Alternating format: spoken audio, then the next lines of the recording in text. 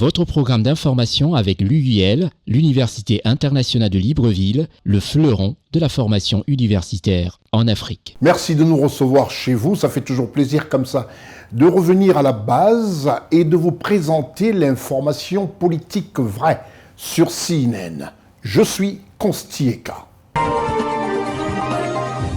Dans ce programme d'information politique vraie, hebdomadaire, nous allons parler de la Côte d'Ivoire, nous allons parler du Cameroun, on parlera du Gabon. C'est vrai que l'actualité en Afrique centrale a été très dense. On y a été, nous sommes revenus, on est très fiers d'être aujourd'hui en Côte d'Ivoire, dans cette très grande capitale d'Afrique, une Afrique très belle. Marcel Bassolé, peux-tu un peu nous montrer un peu la Côte d'Ivoire? Ce pays, remonte-nous un peu à Abidjan. Il faudrait que tous les pays s'inspirent de ce travail fait par le président Alassane Ouattara. On est très fiers, depuis nos studios en Côte d'Ivoire, de vous présenter ce programme alléchant. Après un périple au Gabon, Cameroun, on ira aussi du côté du Tchad, on parlera du Congo. Enfin, on vous donnera l'information vraie et surtout ce grand programme politique du RHDP, un parti d'excellence en Côte d'Ivoire. Restez des nôtres. Tout d'abord, on a été interpellé par plusieurs téléspectateurs nous demandant comment peuvent-ils regarder cette chaîne de télévision, la vôtre, celle sur laquelle vous êtes, à savoir CNN Télévision. Alors sachez que CNN Télévision est disponible sur les bouquets Créoling au numéro 12, le bouquet numéricable au numéro 12, et pour les internautes et tous les amoureux des réseaux sociaux, il vous suffit tout simplement de composer le cnntv.ci depuis votre portable, depuis tous les appareils numériques, et vous êtes sur votre chaîne de télévision. Ensuite, un des plus grands bouquets du numérique intitulé TV Garden. Vous allez sur TV Garden, à la rubrique Cameroun, vous avez votre chaîne de télévision CNN Télévision qui a décidé d'aller dans l'espace, c'est-à-dire aujourd'hui satisfaire le plus grand nombre de téléspectateurs qui sont sur le digital. Merci de rester des nôtres avec notre partenaire officiel, l'UIL. L'Université internationale de Libreville, reconnue d'utilité publique grâce à son partenariat avec l'État, est un établissement privé d'enseignement supérieur à vocation scientifique et technologique composé, entre autres, de l'École polytechnique de Libreville, de la Faculté de droit et des sciences politiques, de l'Institut international de recherche biomédicale et biotechnologie, de l'Institut supérieur de gestion et d'économie appliquée, et de l'École de médecine et de pharmacie. Son ouverture sur le monde du fait de ses partenariats avec les prestigieuses universités et institutions internationales lui permettent de s'arrimer à plusieurs systèmes de formation et de délivrer des diplômes reconnus. DUT, licence, ingénieur, master recherche et professionnel, exécutive MBA, doctorat. Venez vous former à l'exécutive MBA de l'UQAM Canada au métier de l'économie, gestion, du droit et de la science politique de l'industrie médicale et pharmaceutique. Devenez technicien supérieur ou ingénieur à l'Université internationale de Libreville, le fleuron de la formation universitaire en Afrique.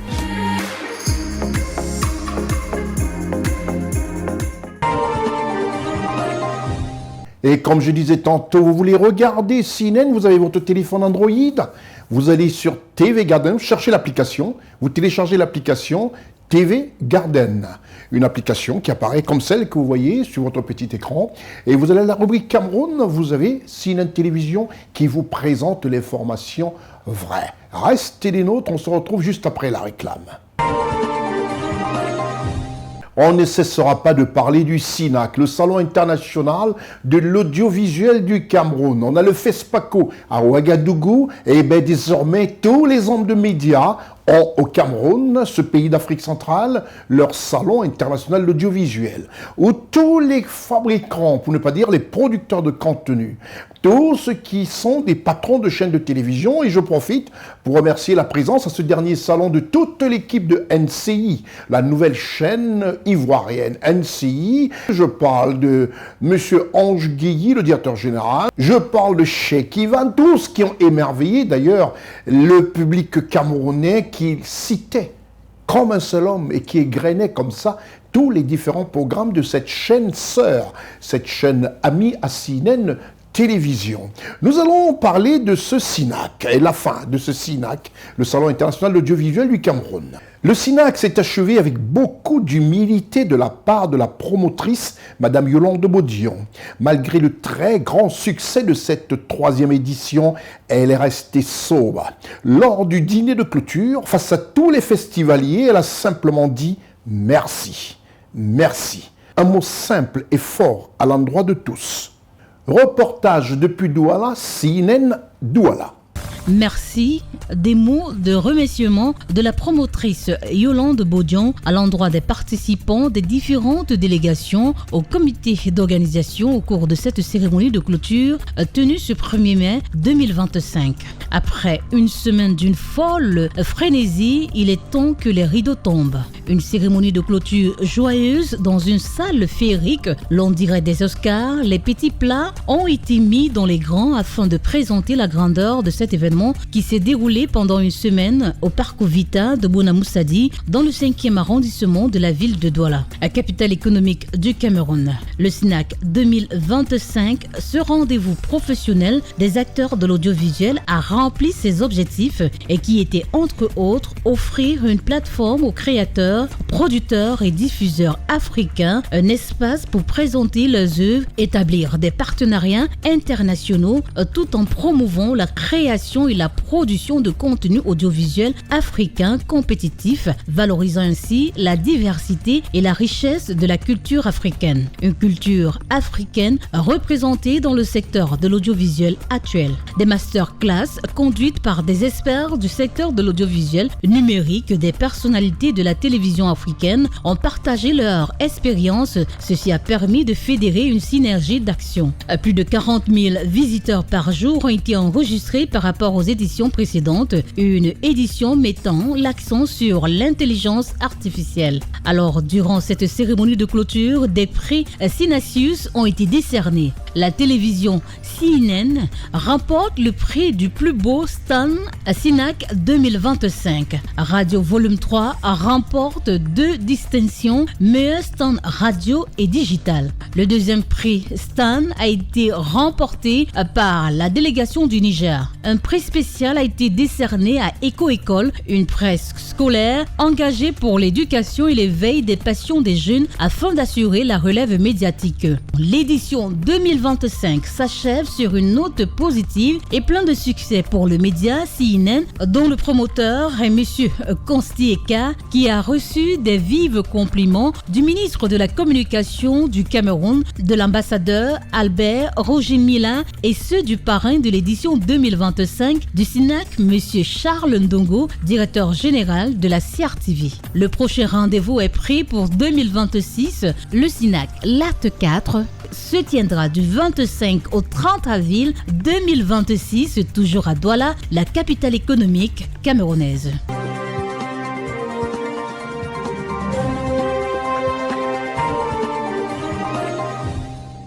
Nous restons toujours au Cameroun, mais cette fois-là, nous quittons Douala pour Yaoundé. Du côté de Yaoundé, avec la complicité de CNN Yaoundé, nous allons parler de la CNPS, cette institution gouvernementale, je dirais même étatique ou para-étatique, qui fait des merveilles, avec un top management qui est à l'affût et surtout veut le bonheur du peuple camerounais. La 139e édition de la Fête internationale du travail à la CNPS, la Caisse nationale de prévoyance sociale du Cameroun, a brillé par le rayonnement de tous les employés de cette institution qui, par leurs représentants, ont manifesté une reconnaissance du meilleur qualitatif qui leur est offert par le top management que dirige M. Noël Olivier Mekolo-Vando Akame, directeur général de la CNPS Cameroun. Reportage CNN Yaoundé. Unis dans un esprit d'équipe, le personnel de la CNPS, la Caisse nationale de prévoyance sociale du Cameroun, a marqué les pas au boulevard du 20 mai à Yaoundé lors du défilé du 1er mai. Une journée mémorable dédiée aux travailleurs du monde entier. La qualité de service, si chère au top management, suit son bonhomme de chemin. Les recettes et les réserves sont de plus en plus stabilisées et mieux maîtrisées. l'adaptation au e-service avance avec satisfaction. Les investissements multiformes diversifient et pérennisent les recettes de la CNPS. Monsieur le représentant personnel, lorsque le directeur général, Monsieur Noël Alain Nokouloum Vanderakam, arrive à la CNPS et à l'occasion de son premier discours, il disait, et je cite, « Je serai le directeur général le plus impopulaire de la CNPS, car je vais vous soumettre à un travail harassant. » Dites à monsieur le directeur général que c'est la seule chose sur laquelle il a échoué. Car il n'a pas réussi à devenir ce directeur général impopulaire. Le personnel CNPS ayant vite réalisé la pertinence de ses propositions et la messianité de sa vision, a massivement adhéré à la dite vision. Au point qu'à ce jour, le directeur général est plutôt le père aimé et respecté par la grande famille CNPS. Un défilé présidé par le ministre du Travail et de la Sécurité sociale, M. Grégoire Ouna. Une grande marche pour cette entreprise créée le 12 juin 1976 et a pour objectif d'assurer la protection sociale des travailleurs camerounais. Après la parade, le personnel de la CNPS du Cameroun s'est réuni au siège de l'entreprise citoyenne pour un cocktail. Un cocktail fort en émotion pour le directeur des ressources humaines, M.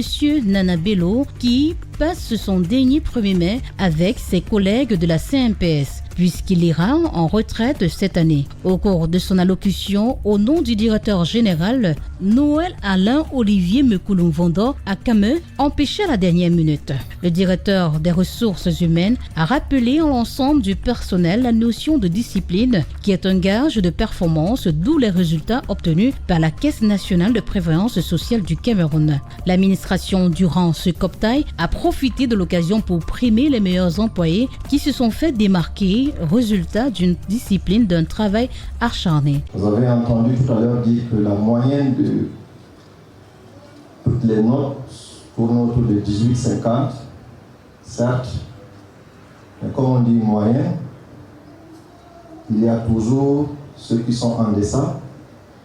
C'est ça qui nous préoccupe, parce que ceux qui sont au-delà, tant mieux, mais davantage, il faudrait relever cette moyenne pour qu'elle soit autour de 20, pourquoi pas 21, sinon plus. Parce que c'est cet effort dans la discipline qui est le gage de la performance. Il s'agit là d'un exemple à suivre pour tout le monde. Il s'agit surtout de montrer que, même au-delà de la CNPS, le personnel est en droit d'attendre une reconnaissance nationale. Et là, c'est une organisation qui a tenu à primer les meilleurs travailleurs. Et la CNPS a reçu cette année également des prix, tout comme la dernière fois, l'année dernière, on a eu également des prix. Et je tiens à dire que le premier des 5 a reçu un terrain. C'est assez important de le relever. L'année dernière également, un agent alimentaire, au-delà de tous les autres cadeaux. C'est important de le relever parce que, dites-vous bien, tout à l'heure, le délégué s'est préoccupé de savoir si la CNPS peut aider le personnel à en acquérir. Voilà un exemple vibrant, sans effort.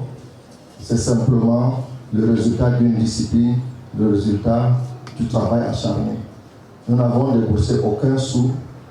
C'est les partenaires qui ont offert ces cadeaux, particulièrement ce terrain. Les efforts fournis par le top management de la CNPS ont été mentionnés par le porte-parole des délégués du personnel de la CNPS, M. Issa Sapouma, qui, au cours de son allocution, a reconnu les actions de l'administration pour garantir un environnement de travail décent pour les employés de la Caisse nationale de prévoyance sociale du Cameroun. Mais des doléances relatives au bien-être des employés ont été adressées auprès de la direction générale, notamment la revalorisation des frais de transport du personnel de la CNPS. Une chose prise en compte par l'administration dont le directeur général de la CNPS, M. Noël Alain Olivier Mekoulou-Vondo Akame, qui est le père aimé de la grande famille CNPS du Cameroun.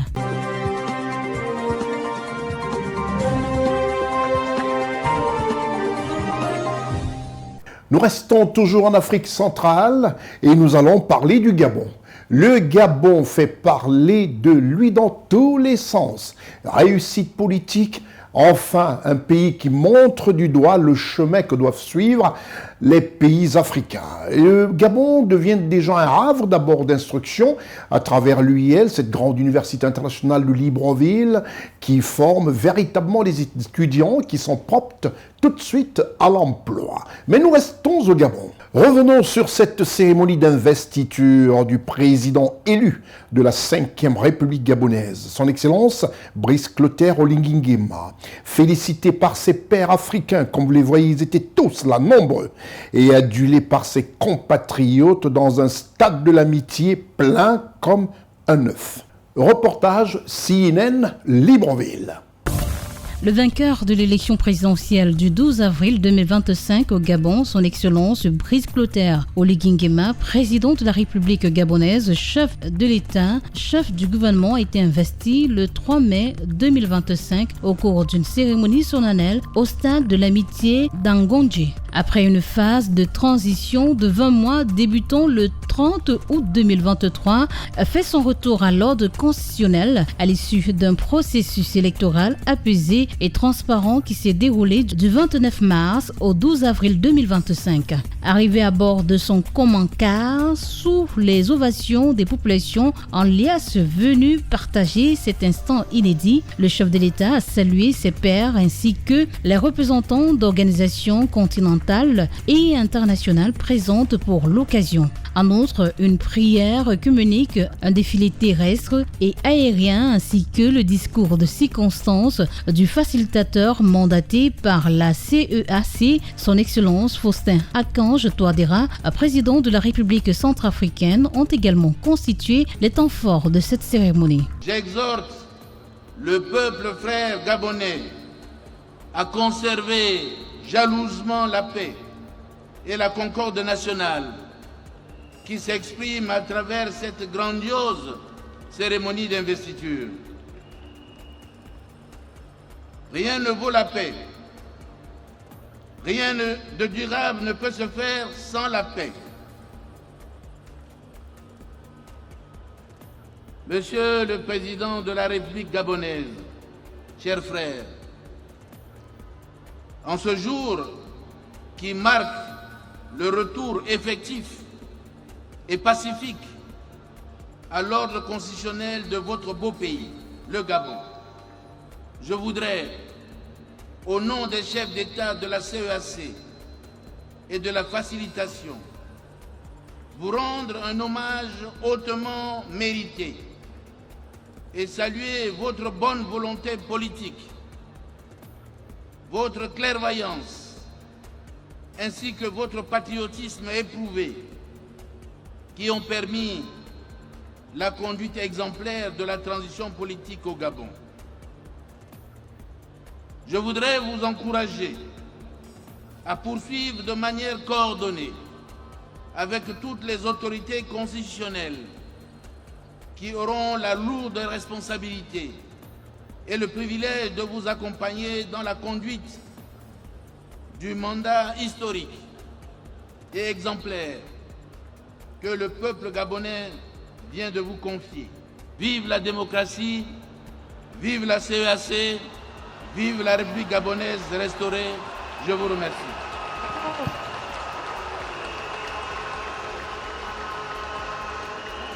Élu avec 94,85% de suffrages, son Excellence Brice Clotaire Oligui Nguema, président de la République gabonaise, chef de l'État, chef du gouvernement, a prononcé ce jour devant les membres de la Cour constitutionnelle et de l'Assemblée nationale son serment conformément aux dispositions de l'article 45 de la nouvelle loi fondamentale gabonaise. Excellence, Monsieur le Président, veuillez vous lever avant le prononcé de la formule rituelle.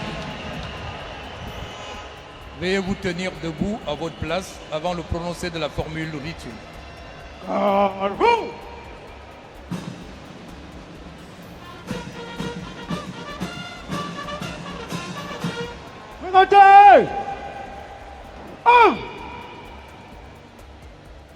Mesdames et Messieurs, les membres de la Cour constitutionnelle de la transition, Madame le Président du Sénat, Monsieur le Président de l'Assemblée nationale de la transition, vénérables sénateurs, honorables députés, je requiers qu'il vous plaise de recevoir son Excellence, Monsieur Brice Clotaire Oligui Nguema, lors de sa prestation de serment.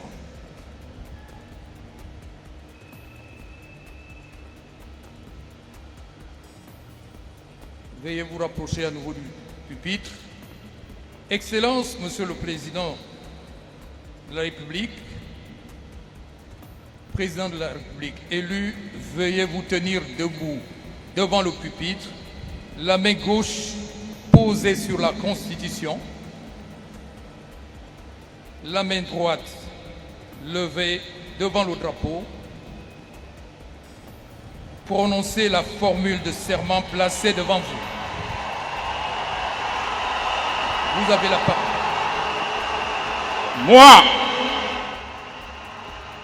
Brice Clotaire Oligui Nguema,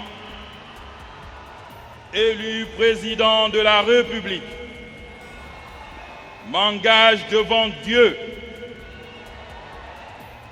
nos ancêtres et le peuple gabonais à conserver toutes mes forces à son bien-être, à le protéger de tout dommage, à respecter et à défendre fidèlement la Constitution et l'État de droit, à préserver les acquis démocratiques, l'indépendance de la patrie, l'intégrité du territoire national, à remplir consciencieusement les devoirs de ma charge et à être juste envers tous. Je le suis. Recevant les attributs républicains et traditionnels du pouvoir, le président de la République gabonaise, son Excellence Brice Clotaire Oligui Nguema, a réaffirmé son engagement à servir et protéger la patrie. Excellences, Mesdames et Messieurs, les chefs d'État et de gouvernement, Mesdames et Messieurs, les représentants des chefs d'État, Mesdames et Messieurs, les membres du corps diplomatique et représentants des organisations internationales, Mesdames et Messieurs, les membres de la Cour constitutionnelle, Mesdames et Messieurs, les membres du Parlement, Mesdames et Messieurs, les membres des corps constitués, Mesdames et Messieurs, les membres de confessions religieuses, Mesdames et Messieurs, les éminents membres de la classe des sages, des chefs coutumiers et traditionnels, distingués invités, mesdames et messieurs, mes chers compatriotes, c'est avec une immense émotion, une humilité sincère et une responsabilité profonde que je prends la parole devant vous. Avant toute chose, qu'il me soit permis de rendre grâce à Dieu.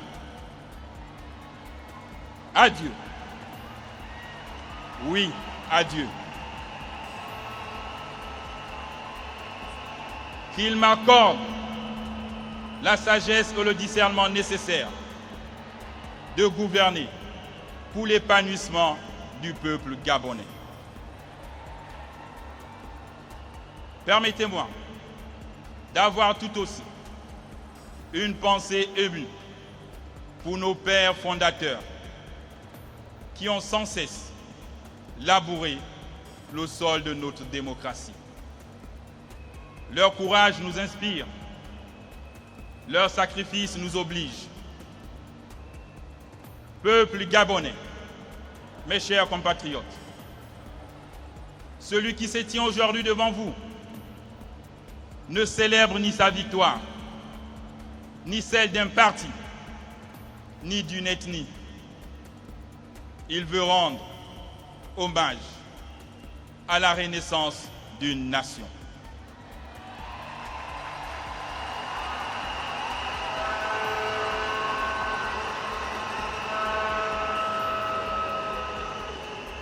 En ce jour solennel où nous célébrons le renouveau démocratique, mes mots ne seront jamais assez forts pour vous exprimer ma profonde et sincère gratitude. Annonçant la fin de la transition et le retour à l'ordre constitutionnel, le chef de l'État gabonais, son Excellence Brice Clotaire Oligui Nguema, a évoqué l'organisation prochaine des élections législatives et locales et le renouvellement des institutions de la République pour le dernier trimestre de l'année en cours. En ce qui concerne l'élection des sénateurs, celle-ci aura lieu les 8 et 29 novembre 2025. Toute chose qui permettra à notre pays de disposer d'un Parlement élu dès le 4 novembre 2025 pour l'Assemblée nationale et le 15 décembre 2025 pour le Sénat. S'agissant du Conseil économique, social, environnemental et culturel, sa mise en place se fera le 1er décembre 2025. Enfin, les juges constitutionnels désignés le 19 décembre prêteront serment le 23 décembre 2025. L'issue de ce processus marque la fin de l'organisation des institutions constitutionnelles de la 5e République en terre gabonaise. Vive le Gabon immortel! Que Dieu bénisse le Gabon et toutes les nations du monde. Peuple gabonais, je vous aime, je vous remercie.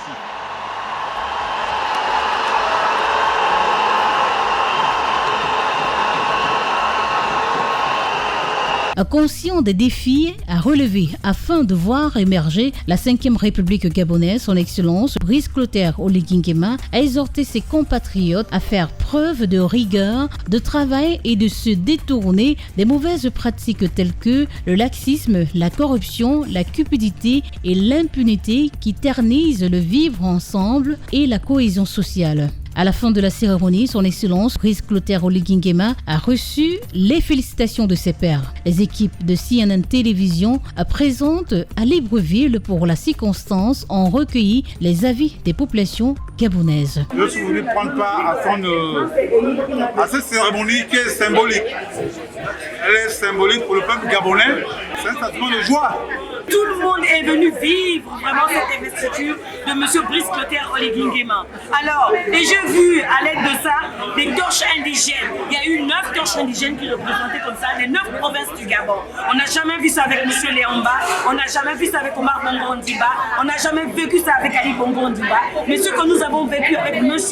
Brice Clotaire Oligui Nguema, c'est du jamais vu. Messieurs, du venez voir. Je m'appelle Nkwanga.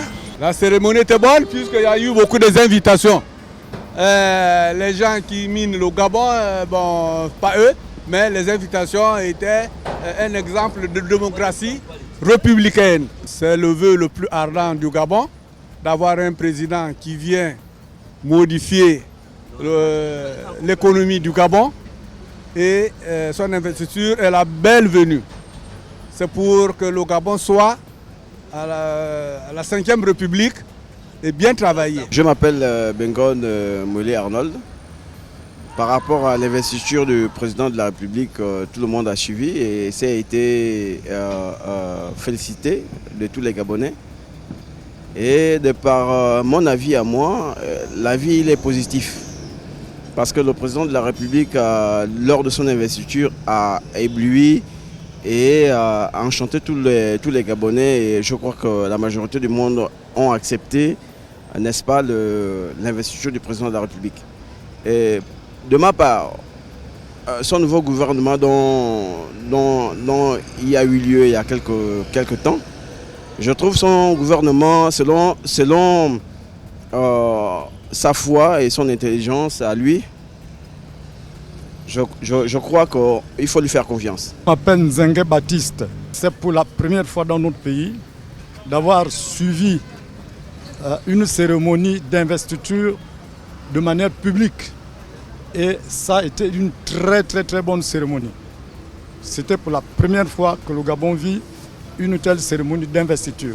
Par le passé, ça se faisait un peu en cachette, un peu en huis clos. On réunissait un certain nombre de gens choisis pour célébrer une telle cérémonie. Mais cette fois-ci, c'était la première fois au Gabon. C'est un gouvernement technocrate. Il y a moins de politique là-dedans. Et à la tête du gouvernement, c'est déjà le président de la République qui est même chef du gouvernement. Il est secondé par le vice-président de la République et le vice-président du gouvernement. Le vice-président du gouvernement, parlant du vice-président du gouvernement, c'est déjà un technocrate. Et il conduit à son sein plusieurs technocrates. Donc on juge le maçon au point du mur. Je me prénomme Alexis. Je n'étais pas présent à la cérémonie sur le stade, mais c'était merveilleux, quoi. C'était merveilleux. C'était quelque chose de nouveau pour nous et c'était intéressant à regarder vraiment. Monsieur Baron Jambouillet, c'est quelqu'un qui a beaucoup apporté aussi au pays, quoi. Depuis tant d'années, il est toujours là. C'est une personne que nous admirons aussi. Et j'admire beaucoup M. Baron Jambouillet. Je me présente, je suis Madame Nguema Delphine. Mon mari, c'est M. Nguema Jacques. Je suis responsable de ce marché. Pour le moment, ce n'est pas encore un marché, c'est une passerelle. Et nous avons suivi l'investiture du président Brice Clotaire Oligui Nguema.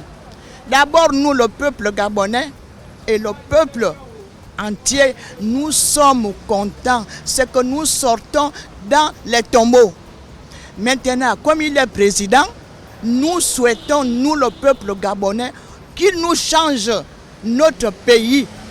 Qui nous change notre pays, ce que nous voulons, c'est le changement du pays. Ce que nous voulons, l'allure qu'il a amenée, nous voulons que cette allure continue jusqu'à l'éternité, comme c'est un enfant de Dieu.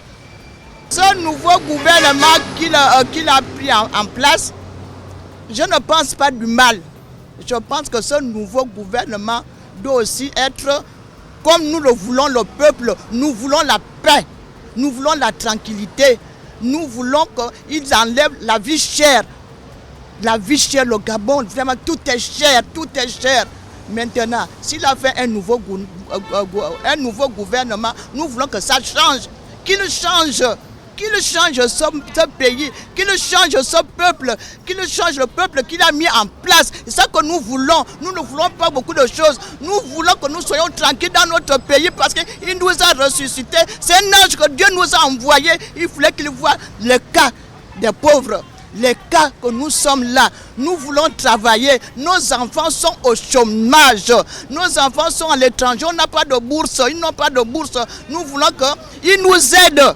Je me nomme Madame Ntuntuma Christine, née au Bon, pour l'investiture du président Oligui Nguema. Ça s'est très bien déroulé, puisque d'habitude, puisque de ce fait, on n'a jamais vu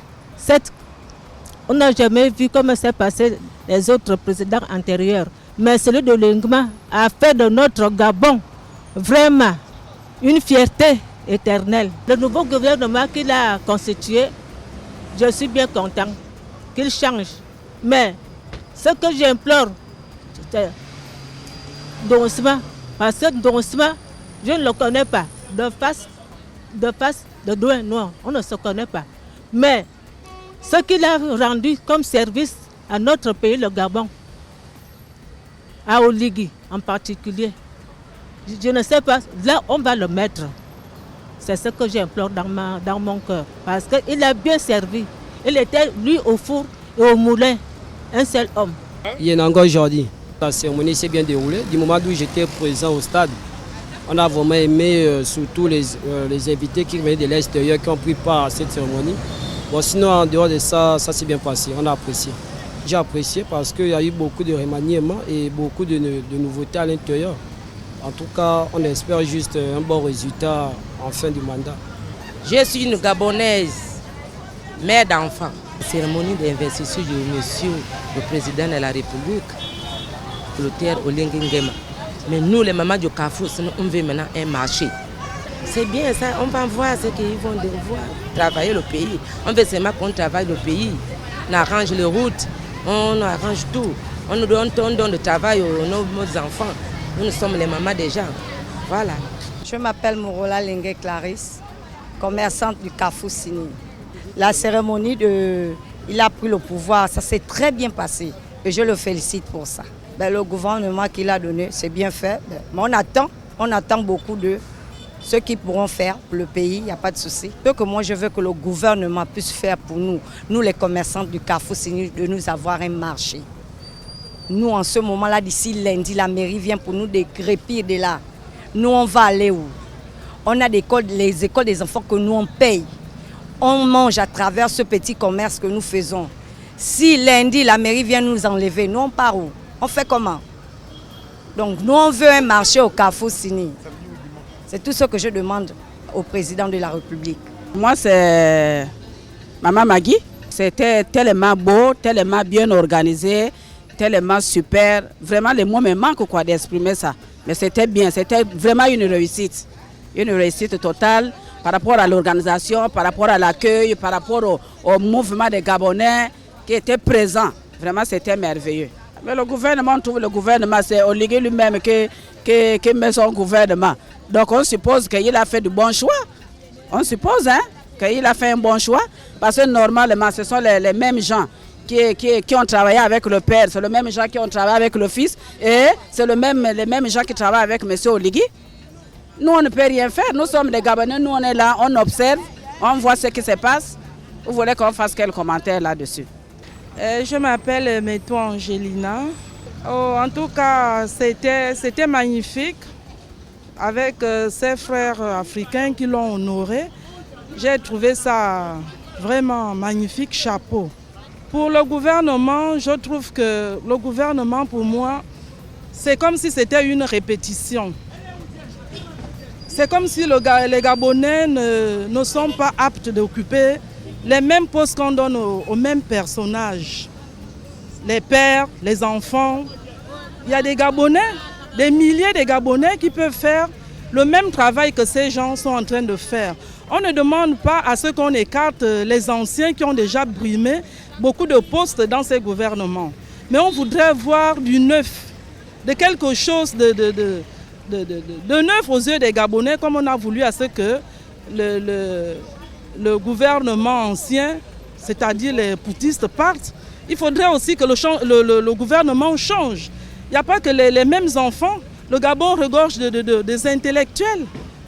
Donc, en tout cas, pour moi, c'est ce que je ne trouve pas que le gouvernement là est vraiment à 100% normal. On doit enlever des têtes qui ont déjà brigué le gouvernement et remettre les nouveaux. On a des cerveaux qui peuvent faire du bien pour notre pays. Je suis Monsieur Steve. Belle cérémonie, très belle cérémonie. On a vraiment apprécié. En tant que citoyen, on a vraiment vécu un moment intense. Donc très fier de l'investiture du président.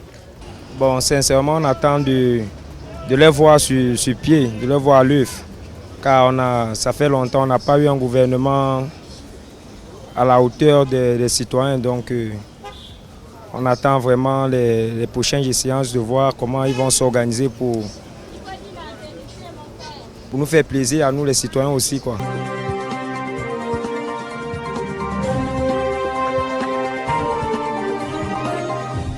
Rien de plus normal que de penser à cette université qui marque un accent sur l'adéquation, formation, emploi.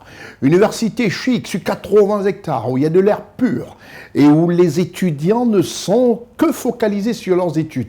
Pas de distraction comme ailleurs où les bars pleuvent un peu de partout aux alentours de ces endroits réservés spécifiquement à la formation de notre jeunesse, la jeunesse africaine. Un clin d'œil à notre partenaire, l'Université internationale de Libreville. L'Université internationale de Libreville, reconnue d'utilité publique grâce à son partenariat avec l'État, est un établissement privé d'enseignement supérieur à vocation scientifique et technologique composé, entre autres, de l'École polytechnique de Libreville, de la Faculté de droit et des sciences politiques, de l'Institut international de recherche biomédicale et biotechnologie, de l'Institut supérieur de gestion et d'économie appliquée, et de l'école de médecine et de pharmacie. Son ouverture sur le monde du fait de ses partenariats avec les prestigieuses universités et institutions internationales lui permettent de s'arrimer à plusieurs systèmes de formation et de délivrer des diplômes reconnus.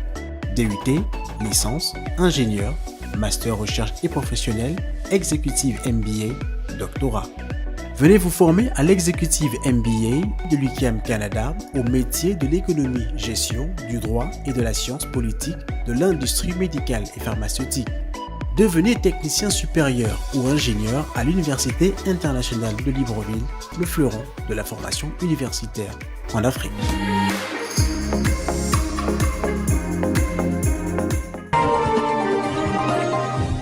On ne bouge pas, je dis, dans cette émission, on parlera de la Côte d'Ivoire, hein, Conseil des ministres et les différents mouvements et surtout la manière dont ce pays est dirigé qui frise tout simplement l'admiration. Mais on reste toujours au Gabon. L'équipe de CNN Télévision et son antenne gabonaise n'ont pas manqué un seul épisode de la prestation à la formation du premier gouvernement de la République gabonaise, du président élu à 94,85% de suffrages exprimés, son Excellence Brice Clotaire Oligui Nguema. Reportage CNN Libreville.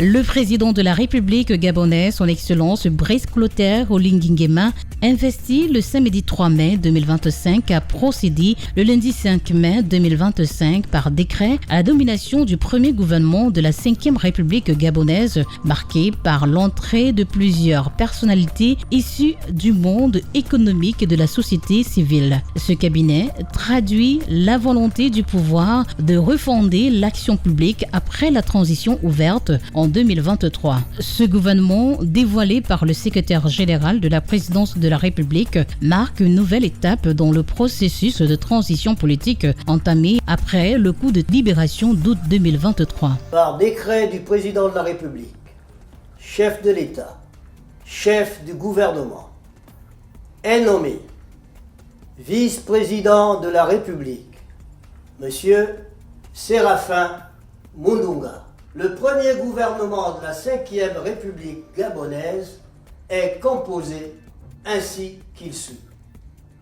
Ministre d'État, ministre de l'Économie, des Finances, de la Dette et des Participations, chargé de la lutte contre la vie chère, Monsieur Henri-Claude Oyima.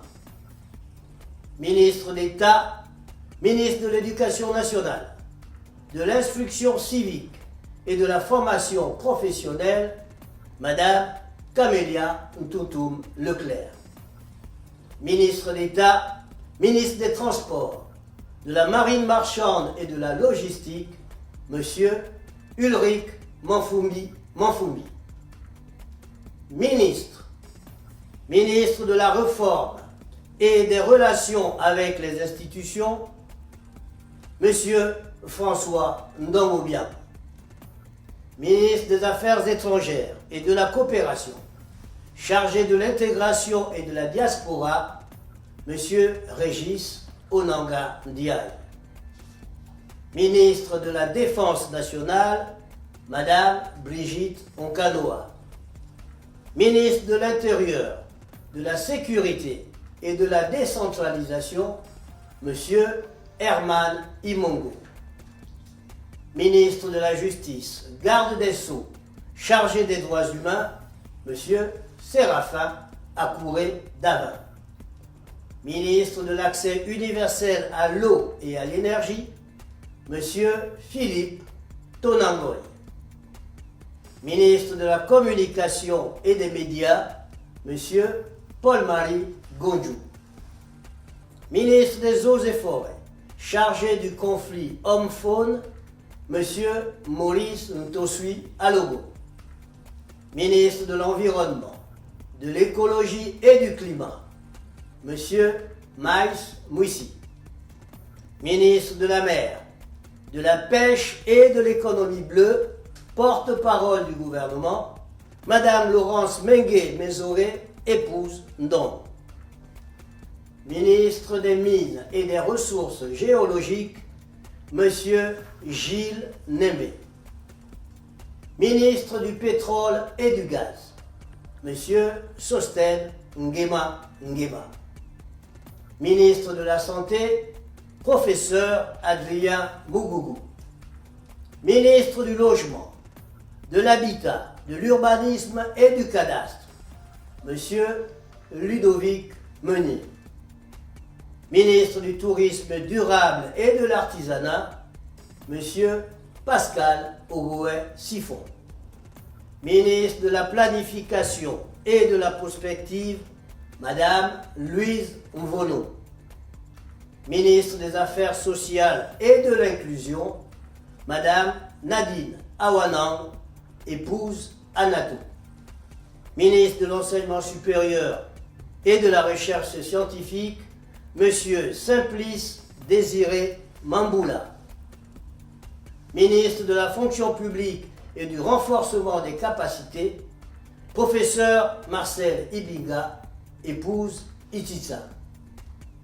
Ministre du Travail, du Plein Emploi et du Dialogue social, Monsieur Patrick Barbera Isaac. Ministre de l'Industrie et de la Transformation locale, Maître Lubin Ntoutou. Ministre des Travaux publics et de la Construction, Monsieur Edgar Mukumbi. Ministre de l'Économie numérique, de la Digitalisation et de l'Innovation, Monsieur Marc-Alexandre Doumba. Ministre de l'Entrepreneuriat, du Commerce et des PME-PMI, Madame Zenaba Ninga Chani. Ministre de l'Agriculture, de l'Élevage et du Développement rural, Madame Odette Polo, épouse Panzou. Ministre de la Femme, de la Famille et de la Protection de l'Enfance, Madame Élodie Diane Fouefoué, épouse Sanjo. Ministre de la Jeunesse, des Sports, du Rayonnement culturel et des Arts, chargé de la vie associative, Docteur Armande Longo, épouse Moulengi. Je vous remercie.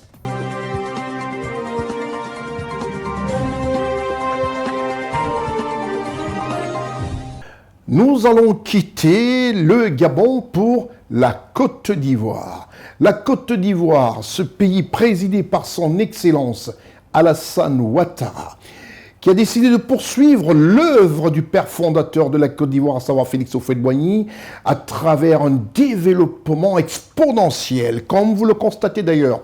Je demande à Marcel de montrer un peu la Côte d'Ivoire. Il faudrait voir, quand un homme, un dirigeant, un leader décide de prendre le gouvernail de son pays, c'est pour apporter du bonheur. Et le président Alassane Ouattara construit la Côte d'Ivoire. Construit la Côte d'Ivoire pour le bonheur des Ivoiriens et de ceux qui y vivent. Nous restons en Côte d'Ivoire, ce pays situé au cœur de l'Afrique de l'Ouest. Le vice-président de la République de Côte d'Ivoire, son Excellence M. Tiemoko Mélète Koné, a été en visite de travail à Odiéné dans le nord de la Côte d'Ivoire. Reportage Ousmane Koulibaly, Séverin Tchatchoua, Gozo Richard, Marcel Bassolé. L'eau potable coule à Samasso, à 28 km d'Odiéné. Le système de renforcement de l'alimentation en eau potable d'Odiéné traite, quant à lui, 8000 m3 d'eau tirée chaque jour de la rivière Kouroukélé et permet de fournir à Odiéné et ses environs 12 000 m3 d'eau potable, couvrant largement les besoins estimés à 7 780 m3 d'eau potable. Avant, c'était pas facile. Souvent, on partait au marigot. Les femmes souffraient. Mais maintenant, là, tout le monde est en l'aise, ça va bien, on est content. Merci pour le président de la République. Le projet de renforcement de l'alimentation en eau potable de la ville d'Odiéné a été inauguré le lundi 5 mai 2025 à Samasso par le vice-président M. Tiemoko Mélète Koné. L'eau potable est source de vie. Cet impressionnant ouvrage vient résorber définitivement le récurrent problème du déficit hydrique dans les pénibles et longues périodes de saison sèche dans le département. Ce département qui est le plus peuplé des 5 départements du district de Denguélé. Cette eau tant espérée est extraite de la rivière Kouroukélé depuis une douce plaine à un débit de 400 m3 par heure. Les besoins en matière d'eau potable de la ville d'Odiéné avant l'exécution de ce projet étaient d'environ 7500 m3 par jour, alors qu'on ne produisait que 4000 m3 par jour. Donc avec l'exécution de ce projet, nous avons ajouter 8000 m3 par jour sur les 4000 existants. Donc, nous avons une production de 12 000 m3 par jour pour un besoin de 7380 m3 par jour. Pour Odiéné et ses environs, les questions relatives à l'eau potable sont réglées jusqu'en 2048, passant d'un déficit de 60% à une surabondance de 40%. Ce projet n'est pas une inauguration de châteaux d'eau. Chez le président, vous voyez, les châteaux d'eau ne sont que la partie visible d'un iceberg des travaux importants que nous faisons. Donc ici, mais c'est vraiment un système de renforcement total de l'adduction en eau potable de Odiéné et ses environs. Aujourd'hui, lundi 5 mai 2025, marque donc l'aboutissement d'un projet d'envergure qui témoigne de la volonté du gouvernement de garantir un accès à l'eau potable à tous en Côte d'Ivoire. Ce renforcement significatif de l'alimentation en eau potable d'Odiéné s'inscrit dans le programme de développement inclusif du gouvernement de Côte d'Ivoire. Tout le programme du président Alassane Ouattara, c'est d'apporter le bonheur aux populations par un développement qui soit un développement complet. Ce développement complet nécessite que les gens vivent dans les meilleures conditions possibles. Et dans ces conditions, il faut de l'eau, parce que c'est la source de vie. À partir de l'eau, beaucoup de choses peuvent être faites. C'est un ouvrage important et c'est aussi une vision que le président permet de mettre en place. Même si certains ne semblent pas le comprendre, les Ivoiriens et les populations comprennent que la Côte d'Ivoire avance et qu'elle ira loin avec le président Alassane Ouattara. Cette infrastructure hydraulique est à hauteur de 13 milliards de francs CFA par le gouvernement ivoirien et par la République populaire de Chine.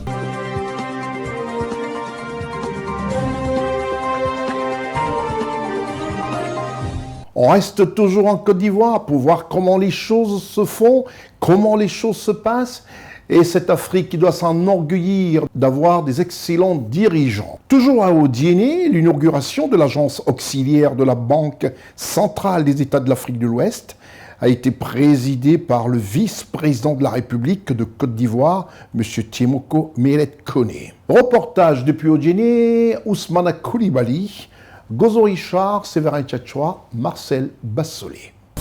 Le vice-président de la République de Côte d'Ivoire, M. Tiemoko Mélète Koné, a procédé le lundi 5 mai 2025 à Odiéné, dans le district autonome de Denguélé, à l'inauguration de l'agence auxiliaire de la Banque centrale des États de l'Afrique de l'Ouest. BCEAO. Le ruban coupé, la plaque inaugurale dévoilée, l'agence auxiliaire de la Banque centrale des États de l'Afrique de l'Ouest, BCEAO, est officiellement ouverte aux populations. L'agence auxiliaire de la Banque centrale des États de l'Afrique de l'Ouest, implantée sur une superficie d'environ 2,7 hectares, s'inscrit dans la vision de la BCEAO d'étendre son réseau en vue de rapprocher les services bancaires des populations, d'améliorer la circulation des billets de banque et de pièces de monnaie et de renforcer l'inclusion financière dans toutes les régions de l'UEMOA. Le maire de la commune d'Odiéné a souligné l'importance de ce projet stratégique visant à renforcer le système financier d'Odiéné à toute la région. L'implantation de cette agence aura des retombées significatives pour Odiéné et le Denguélé tout entier. Elle facilitera l'accès aux services financiers modernes, elle soutiendra le dynamisme économique local et elle offrira de nouvelles opportunités d'emploi à nos jeunes, que ce soit en qualité d'agent de la BCEAO, de prestataire de services ou dans les métiers liés à la maintenance et au fonctionnement de l'agence. Selon le président de l'Association professionnelle des banques et institutions financières de Côte d'Ivoire, l'établissement de cette agence de Banque centrale des États de l'Afrique de l'Ouest génère des bénéfices notables et ouvre des horizons significatifs pour des acteurs financiers du district autonome du Denguélé. En continuant de travailler à l'intensification des efforts de réalisation d'infrastructures permettant d'accompagner le développement local, du système bancaire et financier, de contribuer à l'inclusion financière et de rapprocher les services monétaires aux usagers, vous faites œuvre d'une grande reconnaissance à la haute qualité du Denguélé. Odiéné, sur un plan économique, fait preuve d'une opiniâtreté à être une capitale incontournable, reconnue, active, proche du Mali et de la Guinée, pour un développement pérenne de la Côte d'Ivoire. En plus de ces éléments essentiels, le gouverneur de la Banque centrale des États de l'Afrique de l'Ouest, BCEAO, a exposé la vision de l'institution qu'il dirige ainsi que les motifs qui ont conduit au choix d'Odiéné. Le choix de la ville d'Odiéné pour abriter cette agence de la BCEAO ne doit rien au hasard. Il s'inscrit dans la vision de la Banque centrale d'étendre son réseau dans le but de rapprocher les services bancaires des populations, d'améliorer la circulation des billets et pièces de monnaie et renforcer l'inclusion financière dans toutes les régions de l'Union. Dans un discours inaugural, le ministre des Finances et du Budget est revenu à l'opportunité d'implanter la 7e agence auxiliaire de la Banque centrale des États d'Afrique de l'Ouest en Côte d'Ivoire. En renforçant la présence des banques, de la microfinance et d'autres institutions financières, l'implantation de cette nouvelle agence, la BCEAO à Odiéné, offrira aux populations et aux opérateurs économiques l'opportunité de profiter des fruits de la croissance économique forte et soutenue que connaît la Côte d'Ivoire depuis l'accession de son Excellence, Monsieur le Président Alassane Ouattara, à la magistrature suprême. Bâtie sur une superficie d'environ 2,7 hectares, elle est composée d'un bâtiment central de 5000 m² avec des locaux annexes, dont un cabinet médical, un poste de contrôle, un poste de police, ainsi que des résidences de fonction. Pour lui qui a été gouverneur de la Banque centrale des États de l'Afrique de l'Ouest de 2011 à 2022, le vice-président de la République de Côte d'Ivoire, M. Tiemoko Mele-Kone, voit en l'ouverture de cette agence auxiliaire de la BCEAO à Odiéné une étape clé dans le renforcement et la dynamisation de l'économie régionale.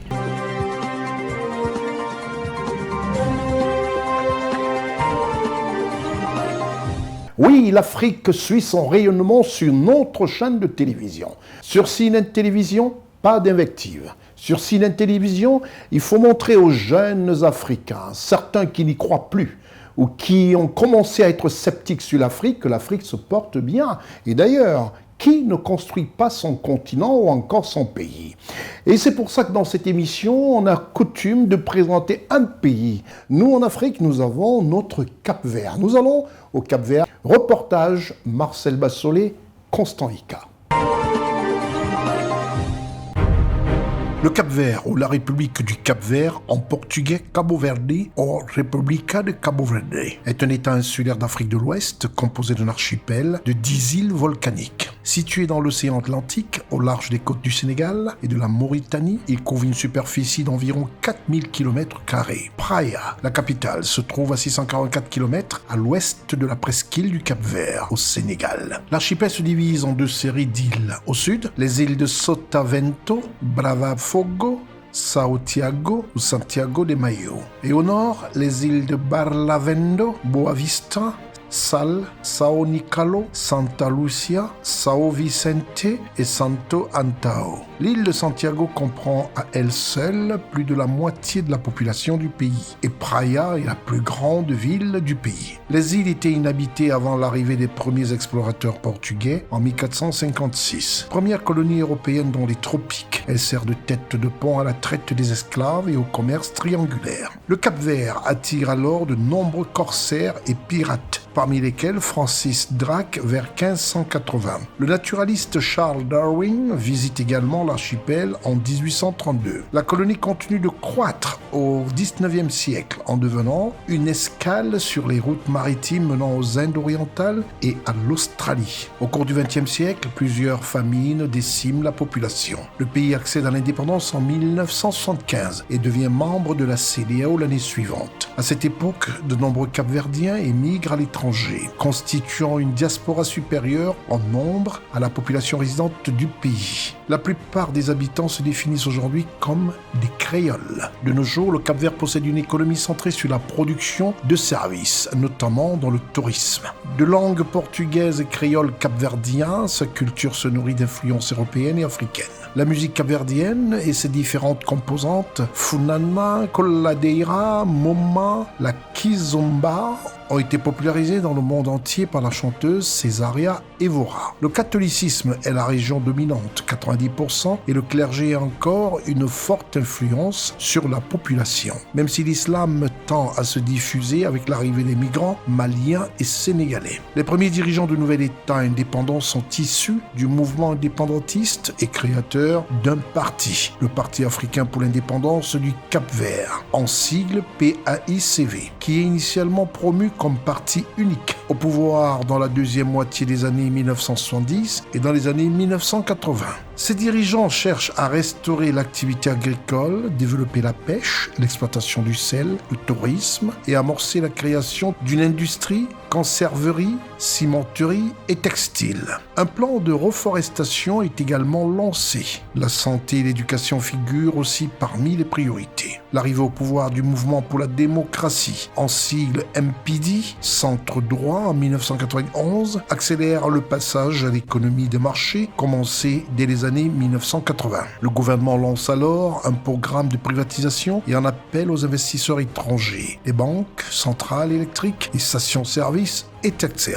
Au XXIe siècle, le pays connaît une certaine stabilité politique, marquée par une alternance démocratique entre le MPD et l'ancien parti unique, en sigle PAICV. Il bénéficie d'un développement économique. Si le secteur agricole ne représente encore avec la pêche que 10% environ de son produit intérieur brut en sigle PIB, dans les années 2010, il emploie 50% de la population active. Les activités de services et de tourisme se développent. L'économie est orientée vers les services, le commerce, les transports, le tourisme et les services publics représentent 3/4 du produit intérieur brut en sigle PIB. Le pays dépend aussi de l'aide au développement, des investissements étrangers et des transferts de fonds. Ses ressources principales sont essentiellement le sel, la pêche et la pouzzolane, quelques milliers de tonnes extraites du sol chaque année, utilisées dans la fabrication du ciment. La croissance annuelle moyenne se situe autour de 5% au début des années 2010. L'inflation est maîtrisée, le produit intérieur brut, en sigle PIB, par habitant s'élève en 2010 à $3,000. Une bonne performance comparée aux autres pays d'Afrique subsaharienne. L'escudo capverdien était arrimé à parité fixe depuis le 5 juillet 1998 à l'escudo portugais, avant de l'être à l'euro depuis 1999. Au taux de change de 110,265 escudos pour 1 euro. En 2020, la pandémie de Covid-19 contraint le gouvernement à prendre des mesures sanitaires visant à freiner la propagation du virus dans l'archipel, comme la suspension des transports aériens et maritimes vers des îles, entraînant ainsi un manque à gagner pour l'industrie du tourisme qui représentait avant cette crise maîtrise 20% du produit intérieur brut, à savoir PIB. Le Cap-Vert ou Cabo Verde est un État insulaire composé d'un archipel d'îles volcaniques. Il est situé au large de la côte nord-ouest de l'Afrique. Il est réputé pour sa culture créole afro-portugaise, sa musique morna et ses nombreuses plages.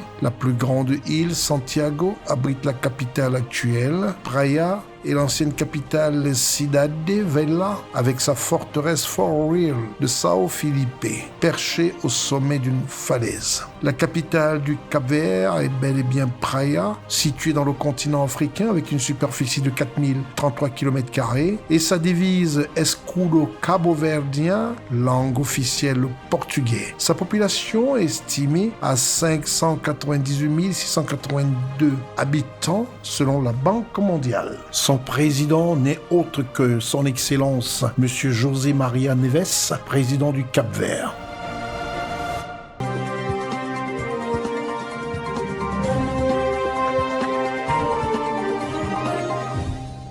Nous allons quitter le Cap-Vert pour le Tchad, le pays présidé par son Excellence Mahamat Idriss Déby Itno. Un pays magnifique où on se sent bien y vivre. Dans ce pays, le Tchad, retenez que les ministres britanniques et norvégiens du développement ont été reçus par le chef de l'État tchadien, son Excellence Mahamat Idriss Déby Itno, président de la République. Gozo Richard Séverin Tchatchoua, Marcel Bassolé.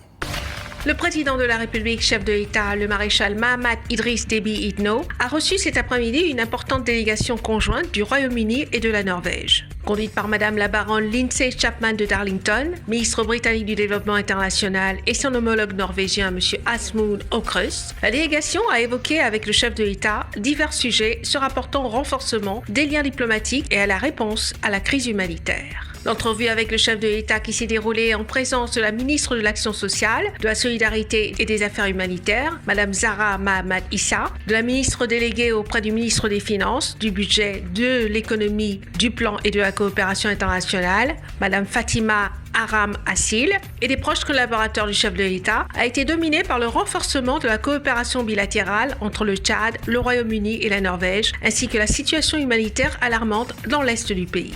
La vision du président de la République en matière de relations internationales basée sur l'établissement des partenariats respectueux, équilibrés et mutuellement bénéfiques a eu un écho particulier à la lumière des précédentes visites diplomatiques, notamment celle du ministre britannique des Affaires étrangères, M. David Lammy, en janvier dernier, et celle du ministre d'État pour le développement et l'Afrique, M.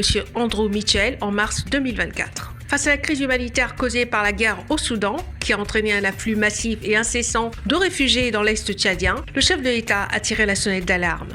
Il a exprimé sa préoccupation quant à la pression croissante exercée sur les ressources des communautés hôtes, les infrastructures locales et l'environnement, saluant au passage la convergence de vues et la compréhension profonde du dossier soudanais par les partenaires britanniques et norvégiens. Soulignant l'évolution des relations entre Londres et Djamena, la ministre britannique du Développement international, la baronne Chapman de Darlington, a souligné la nécessité de travailler de concert afin d'alléger l'impact de la crise soudanaise. Le Royaume-Uni et le Tchad se rapprochent davantage et travaillent ensemble. Nous avons parlé du conflit au Soudan, de son impact sur la population au Tchad et de la contribution du Tchad. Nous voulons vous remercier de soutenir ces réfugiés. Nous avons parlé de ce que nous pourrons faire ensemble pour soutenir les gens à l'avenir et de l'impact du soutien du Royaume-Uni dans le domaine de la santé et de l'éducation. Le président est très favorable à ce que nous puissions bien comprendre la situation. J'ai hâte d'aller à Adré demain pour écouter les gens, comprendre le mieux possible la situation et ramener avec moi cette compréhension pour pouvoir mieux travailler ensemble à l'avenir. L'allègement de la pression pesant sur le peuple tchadien a été aussi évoqué par le ministre norvégien du Développement international, M. Asmund Aukrust, qui a hâte de continuer à travailler avec la partie tchadienne. Je suis ici pour montrer notre implication par rapport à la situation dans la région. Les Soudanais ont été soumis à trop de souffrances et de violences pendant trop longtemps. Nous sommes ici pour soutenir les réfugiés soudanais, mais aussi pour remercier le peuple tchadien et son gouvernement d'avoir accueilli tant de Soudanais pendant une période aussi sombre. Nous sommes donc très reconnaissants d'être au Tchad et nous avons hâte de continuer à travailler ensemble. Malgré ses propres défis internes, le Tchad continue d'accueillir et de protéger des milliers de nouveaux réfugiés. Une posture d'hospitalité saluée par les deux ministres qui ont exprimé leur solidarité et leur volonté de soutenir davantage les efforts du Tchad. Le président de la République, le maréchal Mahamat Idriss Déby Itno, a pour sa part exhorté ses hôtes à porter la voix du Tchad auprès de la communauté internationale afin que le drame humanitaire en cours à l'Est ne soit pas relégué aux marges de l'agenda mondial.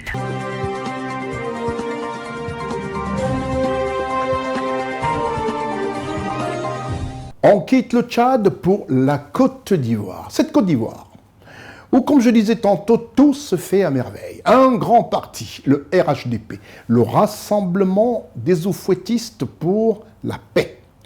Ce grand parti sait s'organiser, fait des choses bien, n'en déplaise à certaines mauvaises langues. Retenez déjà l'organisation des pré-congrès régionaux qui s'affichent sur votre écran. Alors, l'organisation des pré-congrès régionaux du RHDP, à savoir le Rassemblement des oufouettistes pour la démocratie et la paix, en prélude à son deuxième congrès ordinaire prévu les 21 et 22 juin 2025, organise des pré-congrès dans ces 47 régions politiques. Voilà, un parti qui est bien organisé. À cet effet, le président du directoire tient à informer, mesdames et messieurs, les coordonnateurs régionaux, que les pré-congrès suvisés, comme vous les lisez en ce moment, se tiendront selon ce calendrier. Voilà, quand un parti s'organise réellement, concrètement, sur le terrain et non sur la toile. Restez des nôtres, on se retrouve juste après la réclame. Je disais tantôt, depuis qu'il est au pouvoir, son Excellence le Président Alassane Ouattara, on est passé presque de la partie noire à la partie blanche. Et la Côte d'Ivoire est au travail, le gouvernement aussi. Et on en parlera d'ailleurs tout à l'heure de ce Conseil de ministres. C'est un pays où les conseils de ministres sont carrément bimensuels. Ça fait rêver beaucoup d'autres pays. Et en Côte d'Ivoire, on parle même déjà de l'espace. Et le ministre de la Défense en est un féru de la défense des Ivoiriens pour leur assurer une paix et une tranquillité à nulle part pareille. L'Afrique à la conquête de l'espace, eh oui, et la Côte d'Ivoire en pole position, en présence du ministre d'État, ministre de la Défense de Côte d'Ivoire, M. Téné Birahima Ouattara. Reportage Ousmane Koulibaly, Gozo Richard, Séverin Tchatchoua, Marcel Bassolé. L'Afrique se tourne vers l'exploration spatiale. Le ministre ivoirien de la Défense, M. Téné Birahima Ouattara, a pris part à l'ouverture du premier marché africain dédié aux solutions spatiales au parc des expositions d'Abidjan. Le domaine des sciences géospatiales et de la télédétection a pour objectif d'extraire des informations sur des surfaces ou des objets à distance. Ces étudiants de l'université Félix Houphouët-Boigny sont présents au marché africain des solutions spatiales pour animer un stand. On sensibilise les jeunes comme nous à venir s'inscrire au CURAD pour venir faire la géomatie, vu que c'est une filière d'avenir. L'Afrique ambitionne de devenir un acteur spatial majeur, notamment via son marché des solutions spatiales. L'espace représentera 22 milliards de bénéfices nets en 2026, selon Space in Africa, pour seulement 20 000 emplois créés sur une potentialité de 2 500 000. Seulement 0,02% de ces 22 milliards reviennent à l'Afrique. Tout cela est détenu par les multinationales et les compagnies étrangères. C'est cette lourde tâche que votre serviteur, à la tête de l'Agence spatiale africaine, se doit d'inverser. La Côte d'Ivoire soutient la conquête spatiale et prévoit de lancer son premier nanosatellite, tout en envisageant la création d'une agence spatiale nationale. Le marché des solutions spatiales s'inscrit pleinement dans la vision du président de la République, son Excellence M. Alassane Ouattara, qui fait de l'innovation technologique un levier essentiel pour une Côte d'Ivoire résolument tournée vers le progrès. En effet, le secteur spatial est aujourd'hui un pilier fondamental du développement du XXIe siècle. Le marché africain des solutions spatiales a réuni du 6 au 8 mai 2025 plus de 300 exposants au parc des expositions d'Abidjan avec des programmes incluant ateliers, panels et rencontres B2B.